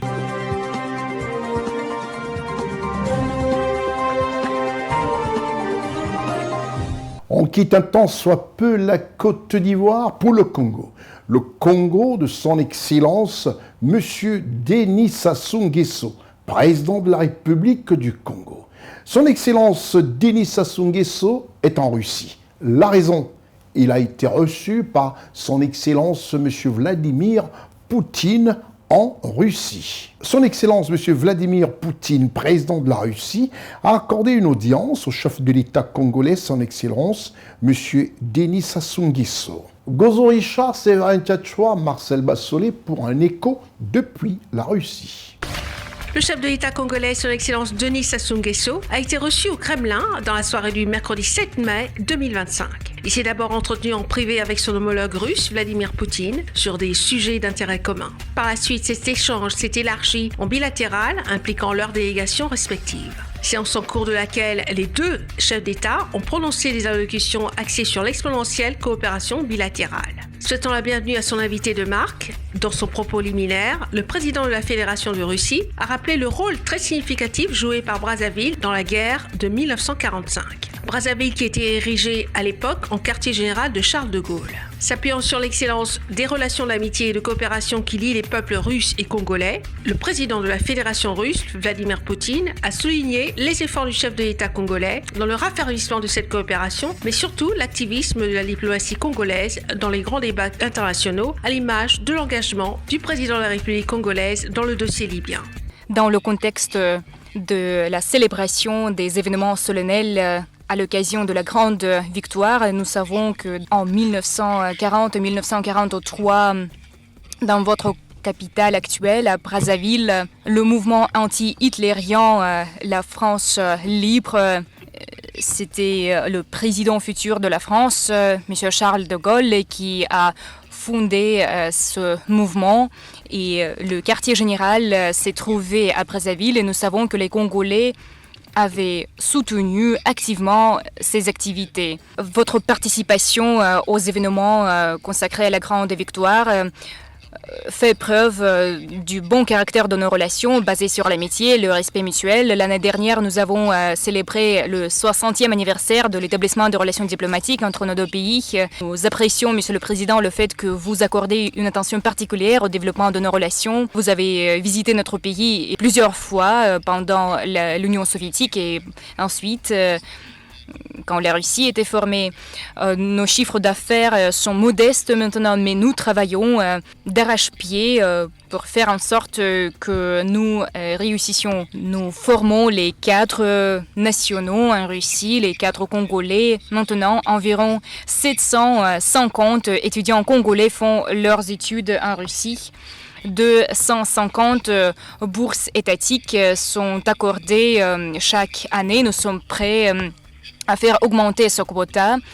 Nous voyons la volonté du Congo de prendre les décisions sur des sujets pertinents de l'agenda international. Nous apprécions vos activités au sein de l'ONU. Je voudrais souligner que l'une des priorités systémiques de la politique étrangère de la Russie est le renforcement des liens avec le continent africain. À l'issue du sommet Russie-Afrique, on a adopté un nombre de documents conjoints, y compris la déclaration élargie et le plan d'action d'ici 2026. Nous travaillons afin de les mettre en œuvre. Et aujourd'hui, vous aurez l'opportunité de discuter de tous ces sujets, y compris de parler des sujets de l'agenda bilatéral.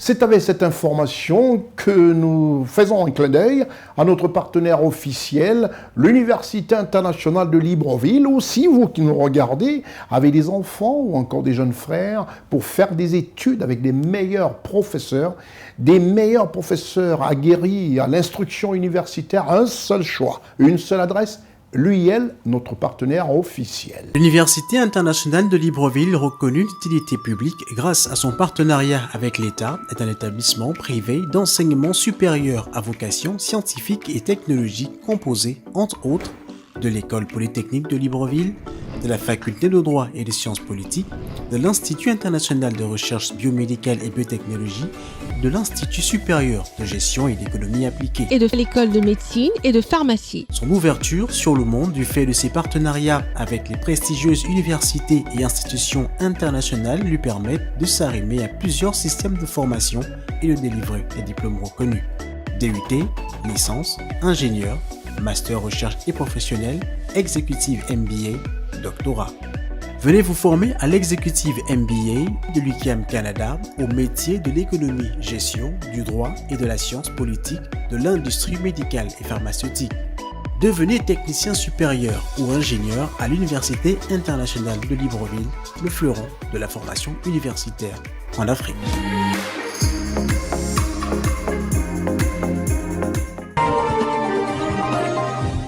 Nous restons un temps soit peu encore au Gabon. Qu'est-ce qu'il a de merveilleuses idées, le président de la République élu du Gabon à 94,85%. Vous allez souffrir de mon temps de vous rabattre les oreilles avec ce score qui nous rappelle, comme je le disais tantôt, des scores à l'époque de la grande dictature des grands pays. Mais aujourd'hui, en pleine démocratie, dans un pays où toute la liberté est acquise à tout le peuple. Et dans ce pays, le peuple s'est aligné, a choisi à 94,85% un homme, M. Brice Clotaire Oligui Nguema, président élu de la République gabonaise. Ce président qui a commencé déjà par faire des merveilles, mais surtout dans ce que chacun de nous attend aussi après avoir fait un très bon travail. Son Excellence Brice Clotaire Oligui Nguema, président élu de la République gabonaise, honore les artisans du redressement de la dette publique au Gabon. Quel acte fort et surtout à féliciter. Reportage CNN Libreville. Le président de la République gabonaise, le chef de l'État, chef du gouvernement, grand maître des ordres nationaux, son Excellence Brice Clotaire Oligui Nguema a présidé le lundi 5 mai 2025 au Palais de la Rénovation la cérémonie des grandes couleurs marquée par la décoration des acteurs majeurs du redressement financier de la dette publique. Depuis septembre 2023, le Gabon s'était engagé dans une transformation économique ambitieuse axée sur une meilleure gestion des finances publiques.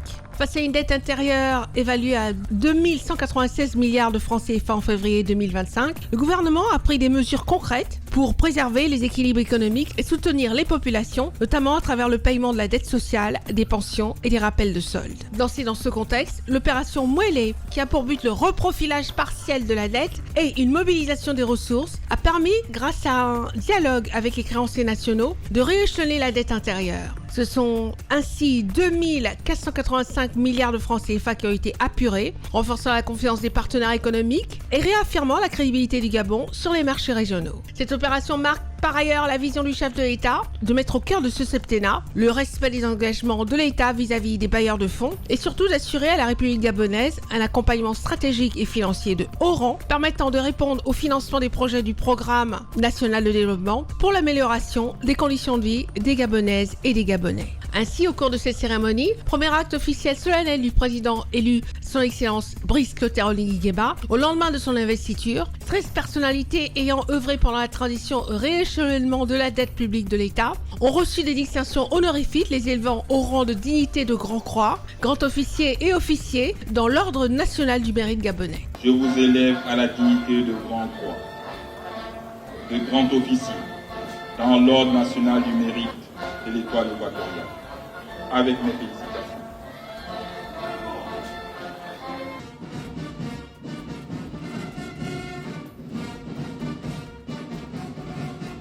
Je vous élève à la dignité de Grand Croix dans l'Ordre national de l'Étoile équatoriale, avec mes félicitations.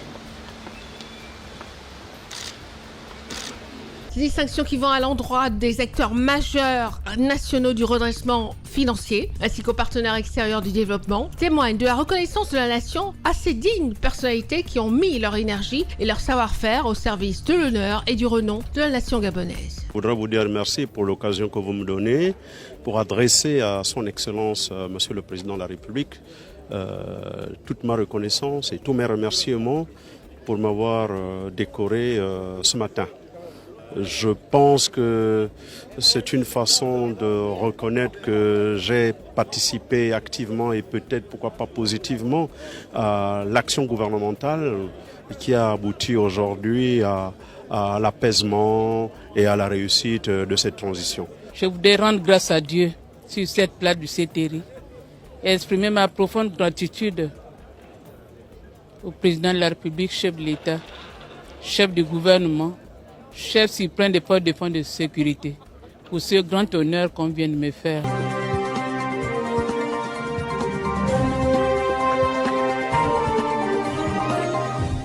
Que peut-on dire?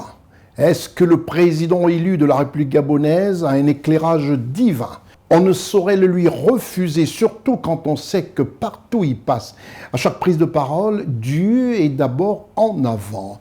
Il a reçu son premier vice-président de la République gabonaise. Le vice-président du gouvernement gabonais désormais, M. Alexandre Barrot-Chambrier, a été reçu par le président élu de la République gabonaise, son Excellence Brice Clotaire Oligui Nguema.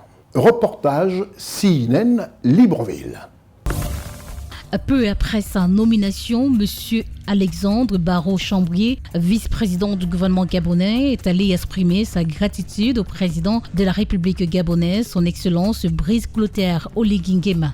J'ai été donc élevé à la haute fonction de vice-président du gouvernement et je suis venu lui exprimer donc notre reconnaissance, notre gratitude et le chef de l'État, chef du gouvernement nous a donné les orientations principales à l'orée de ce mandat qui rentre dans le cadre de la Ve République. Monsieur Alexandre Barrot-Chambrier, qui a été vice-premier ministre du dernier gouvernement de transition, secondait l'ancien premier ministre, Monsieur Raymond Donsima, dans la gestion des affaires gouvernementales.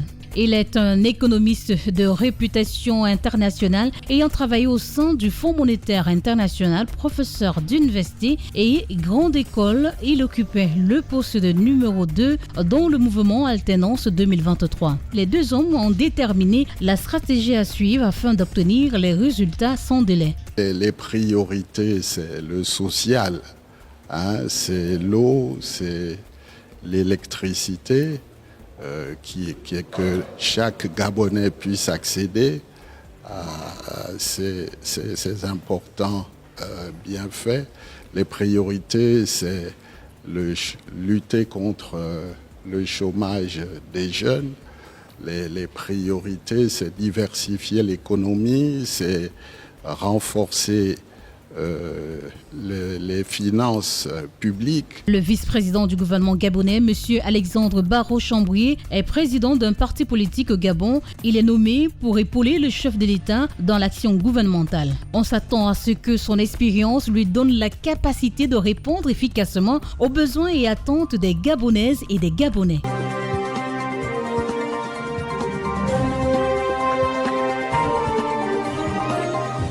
Nous restons un temps soit peu encore au Gabon. Reportage CNN Libreville.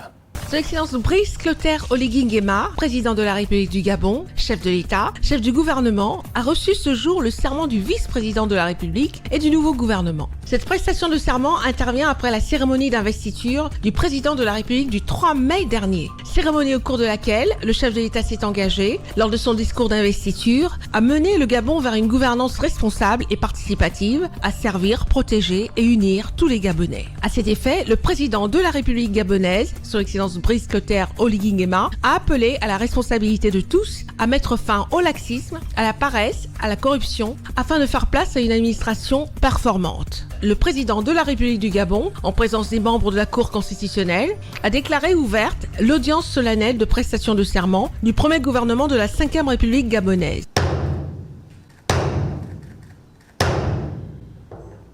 Je déclare ouvert l'audience solennelle de prestation de serment. Nommé le 5 mai dernier, le premier gouvernement de la Ve République compte 31 ministres, dont 10 femmes et 21 hommes, avec l'introduction officielle de la fonction de vice-président du gouvernement. Cette innovation institutionnelle vise à optimiser l'efficacité de l'action gouvernementale et à renforcer la coordination au sommet de l'exécutif. Je jure de respecter la Constitution et l'État de droit, de remplir consciencieusement les devoirs de ma charge Le respect de la Constitution, du devoir et loyauté envers le chef de l'État, la confidentialité des dossiers et des informations, tous les promus se prêtent au rituel. Je le jure. Je le jure. Je le jure. Je le jure. Je le jure. Je le jure. Je le jure.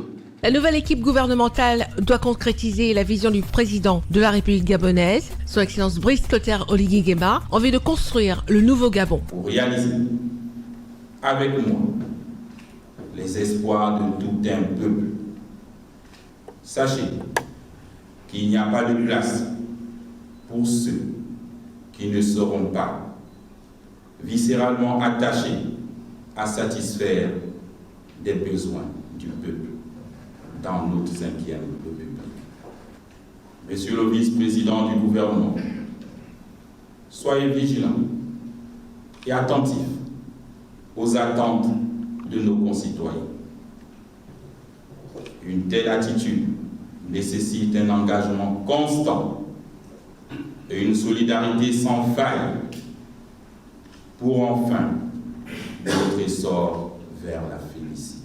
Le président de la République du Gabon, chef de l'État, chef du gouvernement, Son Excellence Brice Clotaire Oligui Nguema, place la réforme économique et structurelle, la création d'emplois et la diversification de l'économie à Libreville et dans tout le pays au cœur de ses priorités afin d'assurer un impact visible et significatif pour tous les citoyens. Le collège que je préside prend acte de votre serment, vous renvoie à l'exercice de vos fonctions et dit que du tout, il sera dressé procès-verbal conformément à la loi. Par cet engagement solennel, le nouveau gouvernement entend inscrire son action dans le cadre d'une gouvernance au service du peuple gabonais.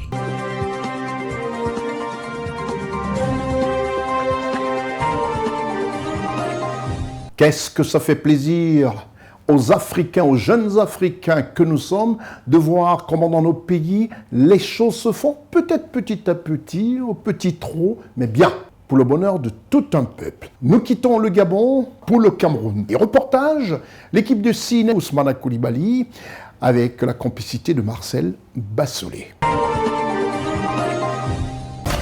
C'est en France et à Paris principalement, sur la célèbre avenue des Champs-Élysées, le 8 mai 2025, jour férié en France, comme pour commémorer la fin de la Seconde Guerre mondiale, avec des cérémonies en hommage aux victimes et vétérans. C'est alors qu'en présence du ministre délégué à la présidence de la République du Cameroun, chargé de la Défense, M. Joseph Betty Assoman, aux côtés de M. Emmanuel Macron, président de la République française, que les bottes de l'armée camerounaise ont résonné sur les pavés de la célèbre avenue française, les Champs-Élysées à Paris, mêlés ainsi à la musique principale des armées du Cameroun.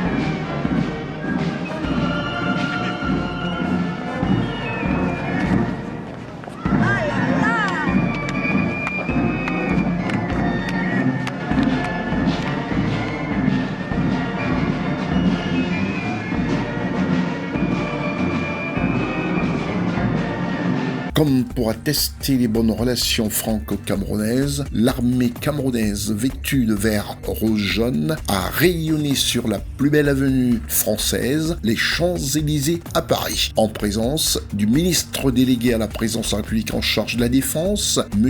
Betty Assomant, aux côtés du président français, M. Emmanuel Macron.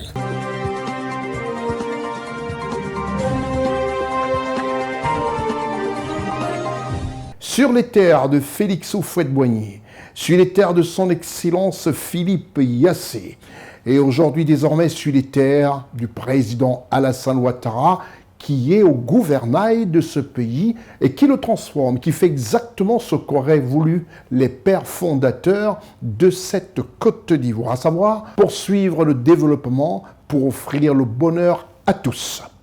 En Côte d'Ivoire, il s'agit de faire ce que nombreux pays ne font pas, à savoir le Conseil des ministres, là où personne n'échappe à faire le point sur sa feuille de route. Le Conseil des ministres du 7 mai, en marge de tout, a adopté une communication relative à l'organisation du Forum international Ivoire Tech Forum 2025, qui se tiendra à Abidjan du 9 au 11 juillet 2025. Un conseil des ministres, comme cela se fait 2 fois par mois en Côte d'Ivoire, et les ministres sont là, font le point.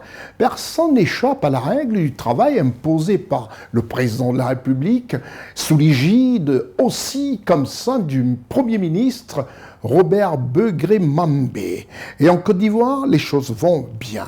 Le Conseil des ministres, comme nous le relate ici le porte-parole du gouvernement, ministre de la Communication de la République de Côte d'Ivoire, M. Amadou Coulibaly. Reportage, l'équipe de CNN depuis le palais présidentiel, Ousmane Coulibaly, Marcel Bassolé, Constant Ika. Le mercredi 7 mai 2025, le palais présidentiel ivoirien, situé au cœur du petit Manhattan, au plateau, a abrité dans la pure tradition du gouvernement de la République de Côte d'Ivoire le Conseil des ministres, 9e du genre de l'année 2025. Une mise au point bimensuelle de la conduite du travail des ministres instaurée par la politique du RHDP pour le grand bonheur du peuple ivoirien. Tous les ministres présents, sourire aux lèvres, qui témoignent la bonne marche de la nation ivoirienne et le respect des institutions qui, elles, se portent à merveille. Le vice-président de la République, le Premier ministre, boucle ainsi l'entrée en salle des ministres, comme pour accueillir, dans la pure tradition républicaine d'un pays attractif, le chef de l'État, président de la République de Côte d'Ivoire, son Excellence Alassane Ouattara, dont le tempérament imperturbable rassure les uns et les autres, entériné ainsi par la presse nationale et internationale, dont CNN Télévision, présent dans ce lieu symbole du pouvoir de l'État-nation depuis 10 heures. De 11h à 13h15, présidé par son Excellence Alassane Ouattara, président de la République de Côte d'Ivoire, chef de l'État, les délibérations de ce Conseil des ministres furent sur 12 points. Constitués de 7 mesures générales, 2 projets de loi et d'ordonnance, 5 projets de décret, une mesure individuelle, 4 communications et un point de divers. C'est alors qu'avec sérénité et une voix audible à souhait, le porte-parole du gouvernement, ministre de la Communication de la République de Côte d'Ivoire, a exposé au détail près, face aux internautes, en Mondiovision et à la presse nationale et internationale, la transparence du travail gouvernemental afin que nul n'en ignore, dans le cadre des mesures générales. Au titre du ministère des Affaires étrangères, de l'intégration africaine et des Ivoiriens de l'extérieur, le Conseil a adopté un projet de loi autorisant le président de la République à ratifier le protocole à la Charte africaine des droits de l'homme et des peuples relatif aux droits des personnes handicapées en Afrique. Au titre du ministère de l'Intérieur et de la Sécurité, le Conseil a adopté une ordonnance portant modification de l'article 51 du Code électoral et le projet de loi de ratification y afférent.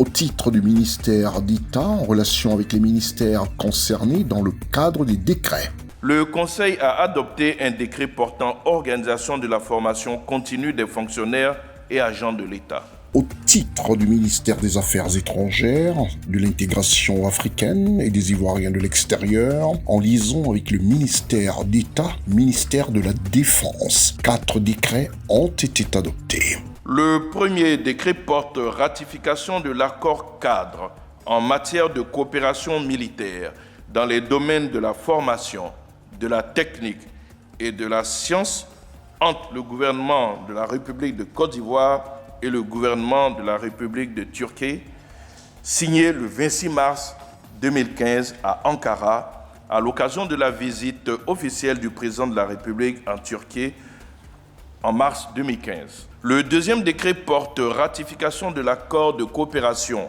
dans le domaine de la formation militaire entre le gouvernement de la République de Côte d'Ivoire et le gouvernement de la République de Turquie, signé le 23 octobre 2024 à Ankara, en marge du 4e Salon international de la défense et de l'aérospatiale. Le troisième décret adopté par le Conseil porte ratification de l'accord cadre de vente à tempérament conclu le 26 février 2025 entre la Banque islamique de développement, la BID, et la République de Côte d'Ivoire d'un montant total de 65 400 000 euros, soit 42 899 587 800 francs, pour le financement du projet de développement de la chaîne de valeur du manioc en Côte d'Ivoire. Enfin, le quatrième décret adopté est relatif à la ratification de l'accord de prêt conclu le 26 février 2025 entre la Banque islamique de développement, la BID, et la République de Côte d'Ivoire d'un montant de 3 700 000 dinars islamiques, soit 3 17 402 200 francs, pour le financement du projet de développement de la chaîne de valeur du manioc en Côte d'Ivoire. Au sujet de la seule mesure individuelle. Au titre du ministère des Affaires étrangères, de l'intégration africaine et des Ivoiriens de l'extérieur, le Conseil a donné son agrément en vue de la nomination de M. Mir Mohamed Meïd Goni Sayed Gholam Reza en qualité d'ambassadeur extraordinaire et plénipotentiaire de la République islamique d'Iran près la République de Côte d'Ivoire avec résidence à Abidjan. Sur les 4 communications adoptées au titre du ministère de l'économie et du plan et du développement, le Conseil a adopté une communication relative à la participation de la Côte d'Ivoire aux réunions de printemps du Fonds monétaire international et du groupe de la Banque mondiale tenues du 21 au 26 avril 2025 à Washington, aux États-Unis. Au titre du ministère de la Justice et des Droits de l'Homme, le Conseil a adopté une communication relative à la candidature d'un expert ivoirien en droits de l'homme aux élections de renouvellement des membres du Comité pour l'élimination de la discrimination raciale des Nations Unies, prévu le 26 juin 2025 à New York, aux États-Unis. Au titre du ministère de la Transition numérique et de la digitalisation, en liaison avec les ministères concernés, le Conseil a adopté une communication relative à l'organisation du Forum international Ivoire Tech 2025 à Abidjan du 9 au 11 juillet 2025.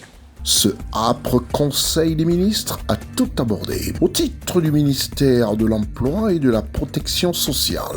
Le Conseil a entendu le compte-rendu de la célébration de l'édition 2025 de la Fête du Travail.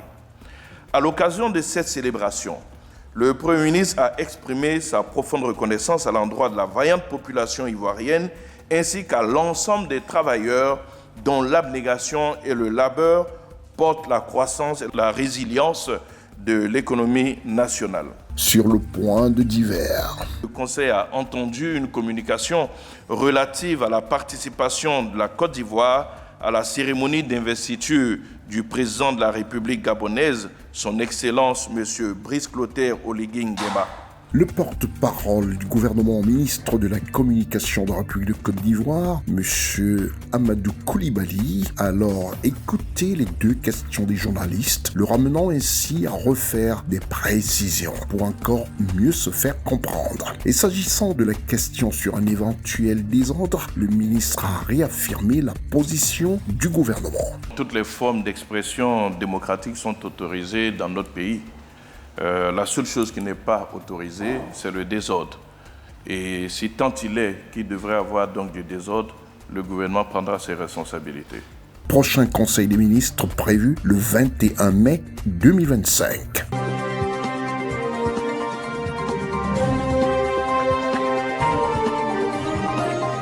Tout en vous rappelant que vous pouvez suivre CNN Télévision sur les bouquets Crioling au numéro 12, Numéricable au numéro 12, et sur tous les amoureux du digital, sur cnntv.ci, vous avez votre chaîne disponible, même à la plage. Et n'oubliez pas que vous pouvez télécharger aussi l'application TV Garden. Et à la rubrique Cameroun, il y a plusieurs pays qui y sont, et à la rubrique Cameroun, vous avez CNN Télévision. Quant à moi, je vous demande simplement de rester focalisé sur cette émission qui vous donne l'information vraie. Et sa petite sœur, WWW Info, 24 heures sur 24 sur 7.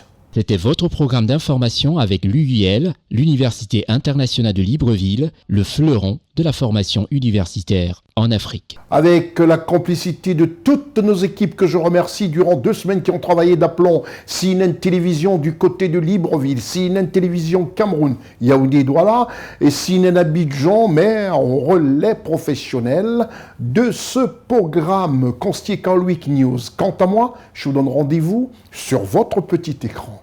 Au revoir.